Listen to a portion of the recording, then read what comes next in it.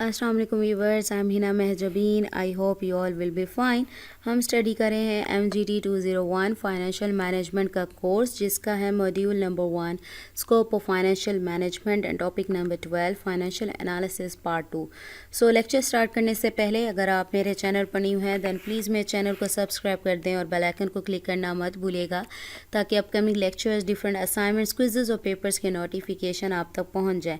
Like भी कीजिएगा, share भी कीजिएगा। ओके जी, let's start from today's lecture. As you can see कि यहाँ पर जस्ट टॉपिक्स गिवन है, इसकी डिटेल गिवन नहीं है। सो मैंने इसके लिए नोट्स प्रिपेयर किए हैं जो कि आपके लिए हेल्पफुल होंगे इंशाल्लाह। Okay, let's see. मैं आपको टॉपिक्स दिखा देती हूँ आज जो हमने पढ़ने हैं। एनालिसिस से, रेशो एनालिसिस से रिलेटेड टॉपिक हैं, बिकॉज हमने प्रीवियस लेक्चर में रेशो एनालिसिस का जो टॉपिक है वो स्टार्ट किया था। और यहाँ पर रेशो एनालिसिस, वाई रेशोज़, क्यों रेशोज़ यूज़ करते हैं, what is the purpose of ratios, और where we can use ratios, importance, need, ये सब कुछ इसी में आ जाएगा। नेक्स्ट हमने डिफरेंट टाइप्स ऑफ एनालिसिस पढ़नी है।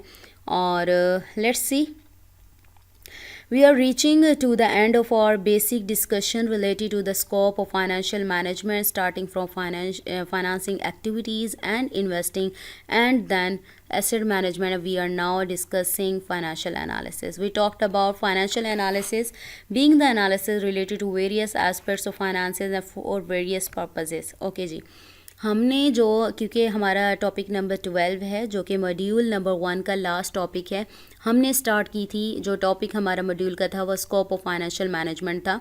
उसकी डिस्कशन हमने बेसिक जो हैं टॉपिक्स उससे स्टार्ट की, जिसमें पहले हमने पढ़ा फाइनेंसिंग एक्टिविटीज़ कि कहाँ से फाइनेंस लाना है। आपका बिज़नेस है, कोई भी बिज़नेस स्टार्ट करने के लिए आपको फाइनेंस की ज़रूरत होती है, जो कि डिफरेंट सोर्सेज से जनरेट किया जाता है। इंटरनल भी होते हैं सोर्सेज और एक्सटर्नल भी होते हैं। इसके बारे में डिटेल में ऑलरेडी फर्स्ट लेक्चर्स में ही बताया गया था इंटरनल और एक्सटर्नल सोर्सेज का। नेक्स्ट, इन्वेस्ट कहाँ कहाँ करना चाहिए, यानी उसकी मैनेजमेंट कैसे करनी है आपने, यानी आप अपना बिज़नेस किस तरह से, आपका बिज़नेस जो आप फाइनेंसेस लाए हो उसको अपने बिज़नेस में किस तरह से इन्वेस्ट कर सकते हो। इसके अलावा आपके पास जो सरप्लस है या बिज़नेस करने के बाद भी जो पैसा इन हैंड है आपके, तो वह आप किस तरह से और कहाँ कहाँ इन्वेस्ट कर सकते हो, जिससे आप फर्दर मोर प्रॉफिट अर्न कर सको। नेक्स्ट हमने एसेट मैनेजमेंट के बारे में पढ़ा। ये सारी एक्टिविटीज़ परफॉर्म करने के बाद उनकी मैनेजमेंट भी ज़रूरी है, तो वो परफॉर्म करने के बाद नाउ हमने जो प्रीवियस लेक्चर से स्टार्ट की हुई है डिस्कशन, वो है फाइनेंशियल एनालिसिस की, जो कि वेरियस एस्पेक्ट फाइनेंसिस से रिलेटेड है। क्योंकि अगर आपको अपने फाइनेंस करना है, यानी फाइनेंसेस लाने हैं या फाइनेंस कहीं कर रहे हैं या डिफरेंट पर्पसेस के लिए यूज़ कर रहे हैं, तो उससे पहले एनालिसिस करनी पड़ेगी, जिसे हम फाइनेंशियल एनालिसिस कहते हैं। वेरियस एस्पेक्ट्स देखने पड़ेंगे कि हमें कहाँ कहाँ जो है फाइनेंस लेना है या करना है। ठीक है, so a very common way of making analysis is relative analysis. मैंने प्रीवियस टॉपिक में 2 वर्ड्स बताए थे, एब्सोल्यूट एंड रिलेटिव का। तो रिलेटिव का क्या था? रिलेटिव का था आप 2 थिंग्स को कंपेयर करते हो, जैसे कि profit, sales with reference to profit, यानी सेल्स देखते हो कि कितनी सेल्स हैं, उसी लिहाज से आपको प्रॉफिट होगा। एक एब्सोल्यूट का बताया था, जैसे प्रॉफिट, अमाउंट ऑफ प्रॉफिट हो गई, अमाउंट ऑफ सेल्स हो गई, वो एब्सोल्यूट अमाउंट्स हैं, वो मैं आपको बाद में बताती हूँ। The relative analysis done by comparing some amount, some values with some other amounts and developing some ratios and indices. These ratios and indices actually help us to make better decision, understand the scenario in a better way. कुछ ratios बना लेते हो, indices अगर मैं बात करूं कि एक रियल लाइफ में बता देते, लिस्ट बना लेते हो आप। ठीक है, उसमें ना जो जो चीज़ें आपने परफॉर्म करनी है या जो जो आपकी रिलेटेड हैं, यानी इस मंथ में आपने एक वर्क परफॉर्म करने हैं, उसको चेक बॉक्स सा बना लो। ठीक है, उस क्या है, या एक मार्जिन सेट कर लो, ये चीज़ यहाँ से यहाँ तक अगर हुई, यानी 1 से लेकर 10 तक अगर कोई मेजरमेंट आती है तो मेरा बिज़नेस प्रोग्रेस कर रहा है, या फिर 1 से लेकर 8 तक आती है तो मेरा जो बिज़नेस है वो लॉस में जा रहा है, या फिर 1 से 10 जो मैंने रेशो सेट की है 1 से 10 के इक्वल आ जाती है या उससे बढ़ जाती है, तो मेरा बिज़नेस क्या कर रहा है। तो इस तरह से आप क्या करते हो, एक मार्जिन सेट कर लेते हो, उस मार्जिन के अकॉर्डिंग आप अपने क्या है वर्क परफॉर्म करते हो और डिसीजन ले सकते हो। और बजाय इसके कि वो बिखरी हुई अमाउंट्स हों और आप क्या है पता नहीं किस किस चीज़ में घुसे हो, तो इससे अच्छा है कि आप रेशोज़ यूज़ करो, इंडिसेस बना लो, फहरिस्तें बना लो या दलील टाइप इस तरह से कुछ बना लो कि जिसके थ्रू आप जो कंपेयर कर सको इन वैल्यूज़ को। मैं एक एग्जांपल दे लूँ, अगर आपका बिजनेस है, एक कुछ वैल्यूज़ को डिवाइड करने से, सपोज करो रेशो क्या है, आगे आएगा, ये डेफिनेशन भी आनी है कि एक वैल्यू को दूसरी वैल्यू से डिवाइड करने के बाद हासिल होती है, यानी वैल्यू फाइंड करते हैं एक वैल्यू को दूसरी वैल्यू पर डिवाइड करने से। जो आंसर आता है, मैं सपोज कर लेती हूँ जो आंसर आता है वो 1.6 है। अगर तो मैंने क्या किया, एक नंबर है, लेकिन मैं इसको कंपैरिजन के लिए कैसे यूज़ कर सकती हूँ, अगर तो ये नंबर, ये वैल्यू 1.6 है तो मेरा बिज़नेस की वैल्यू जो है वो अच्छी है। अगर 1.6 से लेस है तो मेरे बिज़नेस की वैल्यू है वो बैड जा रही है। लेकिन अगर इक्वल आ जाती है तो वो जो मेरे बिज़नेस की एवरेज वैल्यू है उससे, जो बिज़नेस की एवरेज वैल्यू है वो उससे कम या ज़्यादा होनी चाहिए, ये देख सकती हूँ। या मैं कंपैरिजन कर सकती हूँ इसको कि मेरे जो बिज़नेस की, मेरी कंपनी की, बिज़नेस ऑर्गेनाइजेशन की जो प्रीवियस मंथ की थी वैल्यू थी वो इतनी थी, 1.6 थी, उससे कम थी या ज़्यादा थी। यानी एक मार्जिन सेट कर लिया कि जिसके अकॉर्डिंग मैं उसको मेजर कर सकती हूँ अपने बिज़नेस की, कंपनी या कॉरपोरेशन की परफॉर्मेंस, आया वो ठीक काम कर रही है या नहीं, गुड है या बैड है। ठीक है। So this ratio analysis has been enough developed till now that we had identified some ratios in different aspects of business, and we see these ratios, we have determined some standards, their values and their levels, then we make decisions by comparing them, that one business is financially good or bad. इतनी ज़्यादा तरक्की अब तक हमने कर ली है, development हुई है कि हमने कुछ रेशोज़ निकालनी हैं, ये जो जिससे हम देख सकते हैं रेशोज़ जो कि डिफरेंट एस्पेक्ट से रिलेटेड है, हर चीज़ के लिए डिफरेंट, यानी पार्ट्स में डिवाइड कर दिया है। कोई रेशो कोई काम करती है, कोई रेशो किसी से रिलेटेड होती है, जैसे ज़्यादा वर्क होता है उसे डिफरेंट पार्ट्स में डिवाइड कर देते। तो रेशोज़ भी इसी तरह से डिवेलप हुई हैं कि इसी रेशो के, जैसे प्रॉफिटेबिलिटी एनालिसिस है उसके लिए रेशो अलहदा है, और भी बहुत सारी रेशोज़ मैं भी आपको आगे बताने वाली हूँ, उसके लिए अलहदा है। ये सारी रेशोज़ ही हम लोग पढ़ रहे हैं। फिर उसके लिए कुछ स्टैंडर्ड्स रखे हैं हमने उनकी वैल्यूज़ के लिए, या कुछ लेवल्स सेट कर दिए हैं। जैसे मैंने अभी 1.6 की बात की तो कोई ना कोई लेवल सेट किया हुआ है कि जो एक मार्जिन सेट किया हुआ है कि अगर उस मार्जिन के अकॉर्डिंग या उससे कम या ज़्यादा आती है तो हम लोग ये कंपेयर करने के बाद, यानी देखने के बाद, कंपैरिजन के बाद ये डिसीजन बना सकते हैं कि हमारा जो बिज़नेस है फाइनेंशियली गुड है या बैड है। Before I talk about these different areas and these different ratios, I would like to tell you that a ratio is a tool which is when applied is to be compared. जब भी काम करेगी तो इसमें क्या है, comparison होगा. It means that when we find the value of a ratio by dividing one value by the other, क्या है, एक value को दूसरी पर डिवाइड करने के बाद ये कंपैरिजन होगा। डिवाइड करोगे तो पता चलेगा कितना डिफरेंस आ रहा है। सपोज इट्स आंसर बिकम 1.6, ये मैंने अभी आपको एग्जांपल दे दी है। And then this 1.6 will be meaningful when we know about this 1.6. अब ये वैल्यू जो आई है 1.6 डिवाइड करने के बाद, इन टू वैल्यूज़ ले लो। सपोज करो स्टैंडर्ड सेट किया है मैंने, स्टैंडर्ड मैंने जो सेट किया है इसके लिए 1.6 सेट किया है। अब ये 1.6 कब मीनिंगफुल होगा, जब मुझे इसके बारे में पता होगा कि this value is good if it is more और bad if it is less. यानी आपके बिज़नेस की वैल्यू अगर तो 1.6 आ रही है, यानी रेशो निकलती है 1.6, तो आपका बिज़नेस अच्छा जा रहा है। लेकिन अगर 1.6 से कम जा रही है, वैल्यू क्या है, 1.6 से कम है, देन आपका बिज़नेस बैठ जा रहा है। देन द इंडस्ट्री अगर इक्वल आ जाती है, then the industry where this company is working its average value is more than 1.6 और लेस देन, तो आप देख सकते हो कि ज़्यादा होनी चाहिए एवरेज या कम होनी चाहिए। और this companies previous given value was more than 1.6 और लेस देन 8, यानी कंपैरिजन की बात हुई थी। पहले तो फाइंड की, कंपेयर किया, फिर आपने प्रोग्रेस ही देखनी है ना कि क्या कर रहा है आपका बिज़नेस, फाइनेंशियली गुड है, इस मंथ कैसा गया। तो आप क्या करोगे, प्रीवियस मंथ्स की जो प्रीवियस मंथ की या मंथ्स की आप जो परफॉर्मेंस है या रेशो है उसके साथ इस 1.6 को कंपेयर करो कि प्रीवियस मंथ में क्या थी और अब क्या आ रही है। तो आप क्या है, बेटर डिसीजन बना सकते हो कि फर्दर फ्यूचर में क्या स्टेप्स आप लोगों ने लेने हैं या क्या इम्प्रूवमेंट आपके बिजनेस को ज़रूरी है। Whenever we are calculating some ratios, which is merely a number, the analysis would actually be complete when we are able to analyze the ratio by further comparing it with some standards and benchmarks, and then we are in a position to say whether the company is better or not. मैंने अभी बात की कि आप क्या करो, analysis करने के बाद कंप्लीट कब होती है, जब आप देख सको, एनालाइज कर सको इन रेशो को फर्दर कंपेयरिंग के साथ.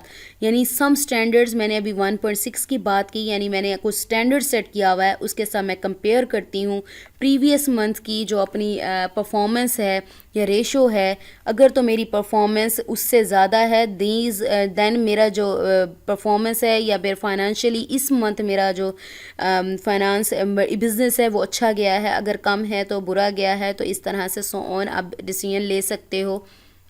Have a look at these ratios as, कुछ रेशोज़ की बात की थी, मैंने आपसे कहा था कि इन रेशोज़ के बारे में हम आज स्टडी करेंगे. First one is liquidity ratio. The analysis of company related to liquidity, where liquidity means that a company has how many such assets which we can quickly convert into cash. यानी आप उसको जल्दी से cash में convert कर सकते हो, यानी उससे कैश अर्न कर सकते हो. अब कुछ रेशोज़ हैं, there are some ratios which tell us about liquidity. अब किस किस चीज़ की लिक्विडिटी के बारे में या क्या बताती हैं. करंट रेशोज़ हो गई, क्विक रेशो जिसे हम एसिड टेस्ट रेशो भी कहते हैं, कैश रेशोज़ एट्सेट्रा. ये टाइप्स की लिक्विडिटी टाइप हैं, रेशोज़ हैं जो कि लिक्विडिटी से रिलेटेड हैं. तो आप इसमें क्या है, इसकी एनालिसिस कर सकते हो या इनको यूज़ कर सकते हो.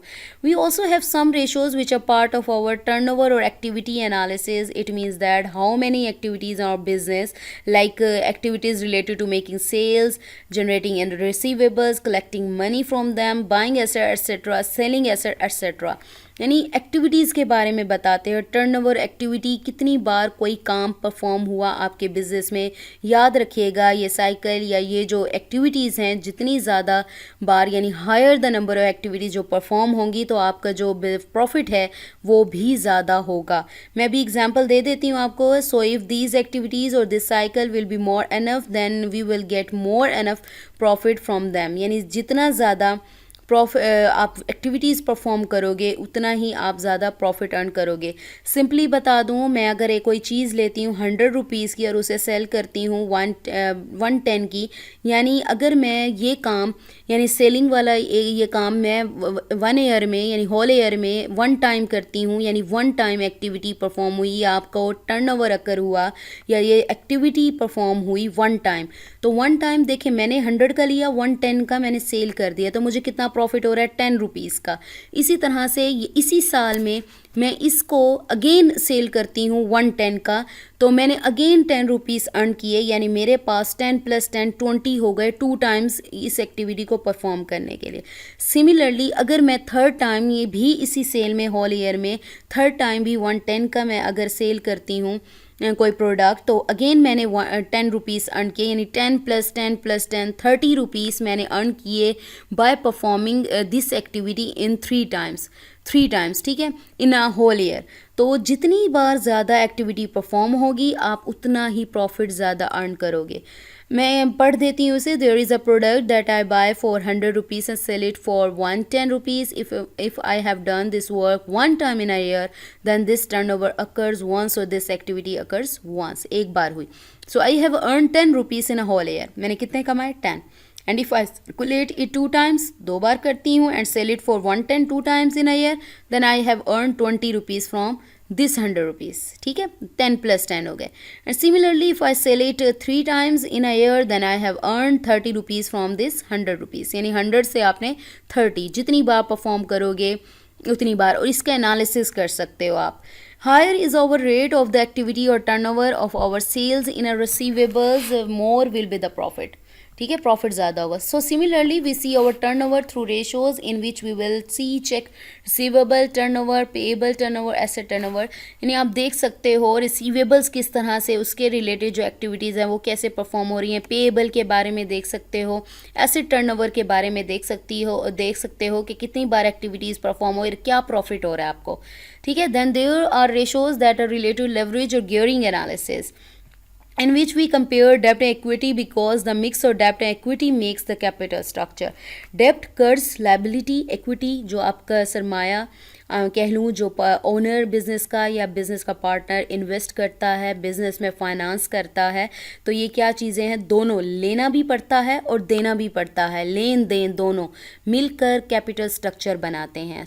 Sometimes more debt is good and sometimes more debt is not good. Sometimes our organization needs to keep debt at specific level to meet certain requirements. So analysis of ratio related to leverage, in which common ratios are debt and equity ratio, total debt to equity to long term fixed asset ratios are likewise. Okay जी. Sometimes होता है ये आपकी जो business है, organisation है, उसकी जो रिक्वायरमेंट है, स्पेसिफिक रिक्वायरमेंट्स होती हैं हर बिज़नेस की, उस पर डिपेंड करता है वो कितनी कैपेबिलिटी रखती है, आपकी ऑर्गेनाइजेशन कितना डेप्ट ले सकती है या कितना डेप्ट दे सकती है. ये सारी एनालिसिस इसी में होती है कि आप एनालिसिस करते हो लेवरेज से रिलेटेड, और इसमें कौन कौन सी रेशोज़ आती हैं, डेप्ट एंड इक्विटी रेशो आती है, टोटल डेप्ट to long term fix asset ratio आती है, और लाइक वाइज रेशोज़ आ जाती हैं इसमें. So next is in coverage analysis, we talk about the profits which are available for the payments of certain expenses. Coverage cover करना, तो certain जो expenses हैं उनकी payment के लिए जो profits available होते हैं उसे में वो किस में हम करते हैं analysis, किस में करते हैं, coverage analysis में काम करते हैं. The most common is interest coverage ratio and debt service ratio. इसे हम डिटेल में नेक्स्ट लेक्चर्स में इंशाल्लाह पढ़ेंगे. Then there is a ratio related to profitability, profit से related. Profit is an absolute amount, मैंने आपसे कहा एब्सोल्यूट अमाउंट है, और which is in rupees, and profitability is that how much this profit is as a percentage of our sales of or investment of our equity. यानी profit बता सकते हो कितनी इक्विटी का कितने परसेंट प्रॉफिट अर्न कर रहे हो, सेल्स का कितना परसेंट निकल रहा है, इन्वेस्टमेंट का कितना निकल रहा है, तो ये एब्सोल्यूट अमाउंट है जिससे दूसरे से कंपेयर करोगे. So we say that we calculate ratios like profit margin, ratios like return on equity, return on investment. इस तरह आप क्या है इसमें रेशोज़ यूज़ कर सकते हो. प्रॉफिटेबिलिटी जो रेशोज़ हैं या मार्जिन देख सकते हो, रिटर्न ऑन इक्विटी फाइंड कर सकते हो इस एनालिसिस के through. So these ratios tell us that our profit is how much in comparison equity और investment, and that is part of our financial analysis. यानी इक्विटी के कंपैरिजन में या इन्वेस्टमेंट के कंपैरिजन में आप कितना प्रॉफिट अर्न कर रहे हो. Similarly, we determine some market ratios in financial analysis. Market ratios. Market की बात हो रही है तो market में क्या आता है? Means that what is our price earnings ratio or price of our share in the market and how it relates to our earning per share.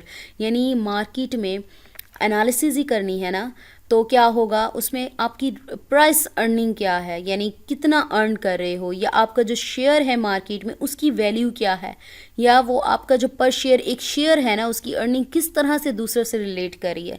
Compare कर सकते हो कि कितनी प्रोग्रेस कर रहे हो, कि आपका जो बिज़नेस है वो फाइनेंशियली गुड भी जा रहा है या नहीं जा रहा. इस कंपैरिजन के बाद यानी मार्केट्स की वैल्यू के साथ कंपैरिजन के बाद आपको पता चलेगा. And what is our dividend pay out ratio. Dividend pay out ratio क्या होती है, डिविडेंड पर शेयर, उसका डिविडेंड उसको डिवाइड करोगे अर्निंग पर शेयर से. Similarly, the ratios which determine such as dividend or our current market price or earning related ratios, and these ratios become part of our market financial analysis. यानी market financial analysis में आप ये ratios find कर सकते हो, इससे related काम कर सकते हो जो फाइंड करना है. Similarly financial analysis component which we name relative और ratio analysis. We do analysis of each and every field or part of business organization through ratios and then determine through comparison whether our organization in different areas is up to the mark or not. हाँ जी, जो हमारा जो component है जिसे हम relative और ratio analysis कहते हैं. रिलेटिव की बात मैंने पहले भी बताई. इसमें क्या होता है, आप टू थिंग्स को कंपेयर करते हो, जैसे प्रॉफिट को सेल्स के अकॉर्डिंग, यानी जितनी सेल्स हुई उतनी ज़्यादा प्रॉफिट, या कम हुई तो कम प्रॉफिट, तो आप रेशोज़ यूज़ कर सकते हो, यानी एक मार्जिन सेट करते हो, उसके अकॉर्डिंग देख सकते हो कि आपका बिज़नेस क्या वर्क कर रहा है. तो इसमें क्या होता है, आप में अपनी जो बिज़नेस ऑर्गेनाइजेशन है उसका ईच एंड एवरी पार्ट कह लो, फील्ड कह लो, उसको एनालाइज करते हो, उसको देखते हो, और फिर देन कंपेयर करते हो इसका whether our organisation different areas, यानी हमारी जो ऑर्गेनाइजेशन है डिफरेंट एरियाज़ में ठीक काम कर रही है, या हमारी जो रिक्वायरमेंट्स हैं या रिक्वायरमेंट्स है प्रॉफिट की, अर्निंग की, रिटर्न की, वो हमें प्रोवाइड कर रही है या नहीं कर रही। बिकॉज़ हो सकता है, देखें, अगर मैं सिंपली एक पार्ट उठाकर देख लूँ बिज़नेस का, अगर मुझे प्रॉफिटेबिलिटी एनालिसिस की बात हुई थी, it may be that one business will be good in profitability but it's liquidity position will not be good. अगर मैं प्रॉफिटेबिलिटी एनालिसिस ओनली करके देखती हूँ, ठीक है, मुझे प्रॉफिट हो रहा है, मुझे पता चल गया कि गुड है, बट हो सकता है वो लिक्विडिटी यानी कैश में कन्वर्ट ना कर सकता हो। लिक्विडिटी का मैंने ऊपर बताया कि वो पोजीशन ठीक ना हो। तो रिलेटिव और रेशो एनालिसिस में क्या होता है, ईच एंड एवरी जब फील्ड करोगे ना, तब बेटर वे में आप इसके लिए डिसीजन ले सकते हो, ठीक है। तो similarly one business whose profitability will be high but its leverage become higher. तो यही है, यानी आपका अगर प्रॉफिटेबिलिटी ठीक है, एनालिसिस में ठीक आ गया, प्रॉफिट मिल रहा है, बट लेवरेज ठीक नहीं हो सकता। तो इस तरह से क्या है, आप अगर आप रिलेटिव और ये जो हमने पढ़ी है रिलेटिव और रेशो एनालिसिस है, इसमें आप क्या कर सकते हो, एवरी पार्ट को करते हो एनालाइज, तो आप क्या है बहुत अच्छे तरीके से जान सकते हो कि आपका बिजनेस क्या परफॉर्म कर रहा है।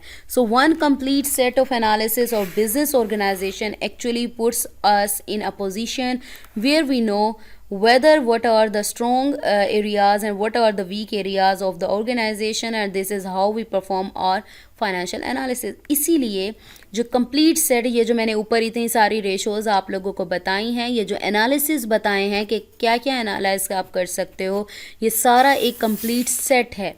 ये पूरा सेट अगर आप परफॉर्म करते हो, देन ही आप इस पोजीशन में होते हो कि आप देख सको अपने बिजनेस के स्ट्रॉन्ग एरियाज़ क्या हैं या उसकी वीकनेसेस क्या हैं, जिसको ठीक करने की कोशिश। ये सब कुछ किस में आता है, फाइनेंशियल एनालिसिस में आता है। So we have completed our today's lecture. मुझे अपनी दुआ में याद रखिएगा, अपना ख्याल रखिएगा, टेक केयर, अल्लाह हाफिज़।